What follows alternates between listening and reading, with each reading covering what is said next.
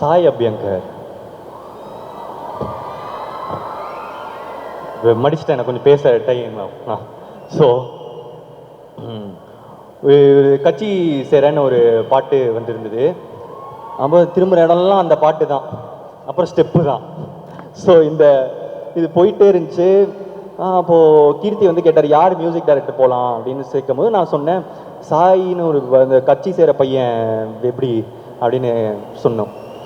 அப்போது ஆமாம் இல்லை ப்ரோ, நல்ல டேலண்டாக தான் இருக்கிற மாதிரி. இல்லை நான் போகிறேன், பாட்டு போட்டாலே பயங்கரமாக கத்துறாங்க, நீங்கள் போய் ஒரு தடவை கேட்குறீங்களா, ஒரு தடவை மீட் பண்ணுறீங்களா, ஒரு பேங்க்லாம் எப்படி இருக்குன்னு பார்க்குறீங்களா, இல்லை உங்களுக்கு போகலனாலும் ஓகே, எனக்கு அவரோட ஒர்க் பண்ணணும்னு ஆசையாக இருக்குது, நான் சும்மா போகிறேன், இல்லை அப்புறமா கூட நான் ஒர்க் பண்ணிப்பேன், நான் போயிட்டு அவரோட பாட்டெல்லாம் எப்படி இருக்குன்னு நான் கேட்டுட்டு வரேன் அப்படின்னு சொன்னாலே, இல்லை ப்ரோ நான் போய் மீட் பண்ணுறேன், நான் எல்லாம் கேட்டு வரேன்னு சொல்லிட்டு போனார்.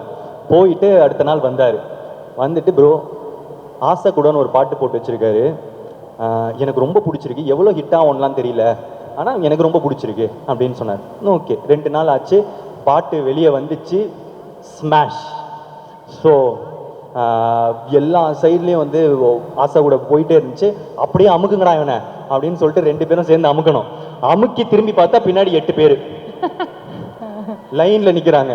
இந்த டைரக்டர், அந்த டைரக்டர், அந்த ஹீரோ, இந்த ஹீரோன்னு ஓவர் நைட் லைக் எல்லாரும் they want to work with Sai Abhyankar. And கான்ஃபிடென்ட்டாக சொல்லலாம், the next big thing. Yeah